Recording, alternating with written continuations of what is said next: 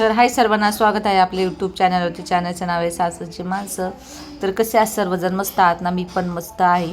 तर मुली म्हटल्या मम्मी आपल्याला आता हॉलमध्येच झोपायचं आहे, कारण घाबरतात मुली. तर त्याच्यामुळे आम्ही हॉलमध्ये झोपलो होतो, प्रांजल, प्रिशा आणि त्यांना बेडमध्ये असं बघा, खोकला रेकॉर्डिंग करायला लागले की मला ना हे होतं, खोकला येतो. आणि आमच्या घरात सगळ्यांनाच खोकला आलेला आहे, मला नंतर प्रिशाला नंतर सगळ्यांनाच. तर इथं मी स्वयंपाकाची तयारी चाललेली आहे. तर थोडंसं मला लागलेलं आहे तिथं हॉटेलला, तर मी आता सांगणार नाही म्हणून मी मास्क लावलेला आहे. आणि इथून पुढं आता रोजच्या रोज व्हिडिओ पोस्ट करत राहणार आहे मी.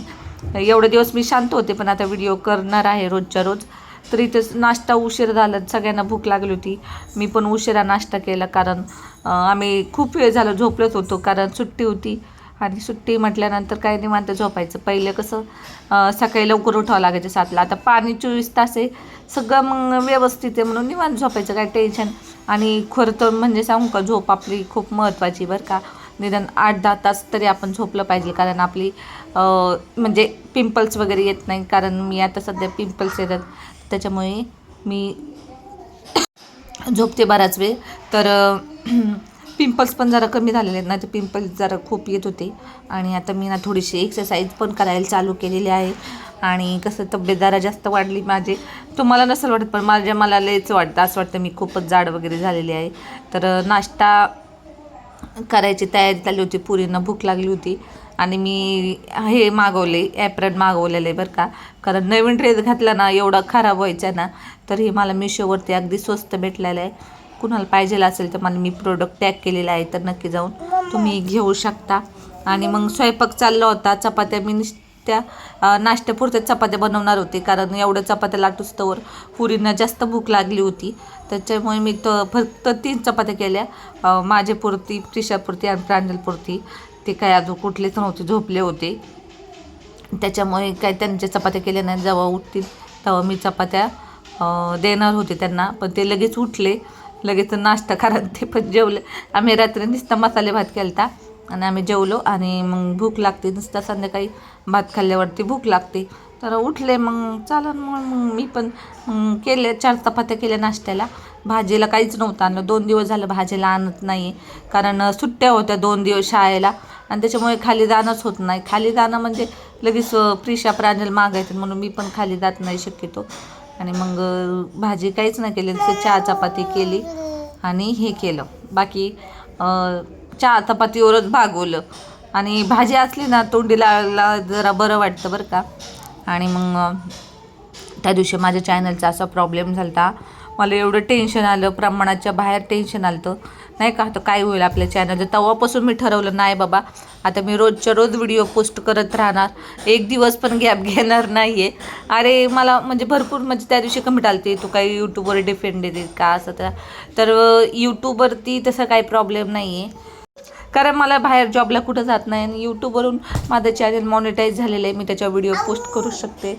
आणि मग मी डिफेंडच आहे, कारण ज्या बायका बाहेर जॉबला जात नाहीत त्यांना घरातून इन्कम चालू आहे म्हटल्यानंतर डिफेंड राहावंच लागणार आहे यूट्यूबवरती. माझं यूट्यूब चॅनल आहे, माझं जान की प्राण आहे माझा, मी त्याला कधीच सोडू शकत नाही. यूट्यूब आहे माझं. आणि खरंच मी तिसरं म्हणजे माझं नाही का 2 मुली नंतर तिसरं माझं यूट्यूब आहे, ते जानकी प्राण आहे. त्याच्याशिवाय मी जगूच शकत नाही यूट्यूबशिवाय. तर एवढं वर्षाची मेहनत केलेली आहे मी. आणि आता कसं मी एवढं लवकर हे करून टाकू. आणि नंतर मग स्वयंपाकाची तयारी झाली माझी. आणि तुम्हाला सांगते, त्या दिवशी जर काय काय नाही वाटलं, मी एवढे दिवस सांगत नव्हते, पण मी आता सांगणार आहे. आणि काय झालं त्या दिवशी कसं काय, तर थोडंसं इथे लागलेलं आहे बरं का मला थोडंसं, म्हणून मी मास्क लावलं आहे बरं का. कुणी काही गैरसमज करून घेऊ नका. त्या चपात्या वगैरे सर्व झाल्या, त्या नाश्त्याची तयारी चालली होती, भूक लागली होती लई. आणि मग त्यांना नाश्ता वगैरे दिला मी मस्तपैकी. 4 चपाती, जास्त काय नाही केलं, तर मी जास्त भाजी वगैरे नव्हती केली. कधी कधी मला असं वाटतं भांडण झाले नाही ते पण चांगलं असतं, कारण आपण त्यावेळेस निवांत असतो, काही कुणाची बळजबरी नाही, ही भाजी बनव ती भाजी बनव. म्हणून मला कधी कधी भांडणं आवडतात. निवांत रिलॅक्स, काय करायचं नाही, काय नाही, आपलं बिंदासपणे आपली लाईफ एन्जॉय करायची. आणि मस्तपैकी जे आहे ते, माणूस पण समोरचा माणूस पण जे आहे ते गपचिप खातोय. 4 चपाती तर 4 चपाती, लई हे करत नाही की ही भाजी नाही बनवली ती भाजी नाही बनवली, असं नसतंय जास्त. मग मला कधी कधी हे भांडण पण खूप आवडतात बरं का. तुम्हाला आवडतात का मला नक्की सांगा. कारण कुणाचं काय हे नसतं, दबाव नसतो आपल्यावरती. तर दबाव तो माझ्यावर तर भरपूरच आहे, तुम्हाला थोडं थोडं सांगणं. तर मस्तपैकी झाडून धुळून सगळं नाश्ता वगैरे केले. मग साफसफाई चालू होती. मग भांडे वगैरे घासायचे होते, आधी झाडून वगैरे मारून घेतलं. मुली तोपर्यंत खेळत होत्या आणि मग माझं चाललंच होतं, फक्त हॉलच झाडलं, बाकी ते काय अजून काय नाश्ता करून पुन्हा झोपलेच होते ते. तर मी काय त्यांना काय उठवलं नाही, काय नाही, काय बोलतच नाही. म्हटलं काय उठवणार, मी माझं काम करत होते. बेड तसंच ठेवलं होतं. मग नंतर उठल्यावर तर मग मी झाडून झुडून घेणार होते. आणि मग जेवढं मला पटपट काम करायचं होतं तेवढं मी करून घेते. कारण मग हे होतं, लय उशीर होतो मग काम करायला. मग लादी वगैरे पुसायची, तिथे चमचा मीठ टाकलाय बरं का झाडूमध्ये. कारण ना तुम्हाला सांगते, हा झाडूचा किस्सा काय आहे सांगू का. 2 झाडू आम्ही किराण्यातून झाडू म्हणजे लिहिलं किराणाच्या दुकानात, आणि तो झाडू आम्ही आणला, पण त्या किराणावाल्याला माहितीच नाही आम्ही झाडू आणला होता. आणि त्यांनी परत तो झाडू दिला. मग असे 2 झाडू झाले. एक मी म्हणजे आधीच आणलं, कारण झाडू खूप खराब झाला होता. त्याला सांगून आणला, तुम्ही जोपर्यंत किराणा म्हणजे पाठवत नाही, ते आधी 1 तासात 2 तासांनी पाठवतात, तोपर्यंत म्हटलं झाडूच नाही, आपण इथून घेऊन जाऊ. मग जाताना आधी झाडू घेऊन घेतला आणि त्या चिठ्ठीत लिहिला होता की नंतर पैसे ॲड करू. नंतर त्या ज्या माणसाने, जो मालक, तो कुठं बाहेर गेला, तर जे कामगार आहेत त्यांनी परत एक झाडू दिला. आणि मग तो झाडू तसाच राहिला. आणि मग नंतर आम्ही पैसे दिले त्याचे, की तू 2 झाडूचे नाही का, 1 एक्स्ट्रा आला म्हणून. आणि मग 1 एक्स्ट्रा आला की असं झालं आमचं राहिलं, की आपण नवीन घरी गेलो की ह्याचं उद्घाटन करू. पण अजून त्याचं उद्घाटन, हात तुटला, पण अजून तो नवीन झाडू म्हणजे नवीन घरी जाणं व्हायला राहिलं एक प्रकारे नाही का. जे स्वप्न होतं आपण नवीन घरी गेल्यावर, कारण बिल्डर पण म्हणतोय तुम्हाला 1-2 महिन्यात, 15 दिवसात ओसी येईन, असं येईल तसं येईल, आम्हाला तो सांगतोय. म्हणून आम्ही त्याच भ्रमरात राहतो की 15 दिवसांनी जाऊ, महिनाभराने जाऊ, असं होतंय आमचं. आणि ते स्वप्न होतं की नवीन घरी गेल्यावर तो झाडू आपण वापरायला काढू. पण तो झाडू तुटून गेला, आता नवीन काढावं लागेल. म्हणून हे असं चाललेलं आहे. कधी होतं ओसीचं काम सांगता येत नाही. असं झाले कधी राहायला जायचं आहे. आणि आम्हाला हा रूमसाठी 1च महिना दिलेला आहे घरमालकाने. 1 महिन्याचं आम्हाला इथं राहायची परवानगी दिलेली आहे.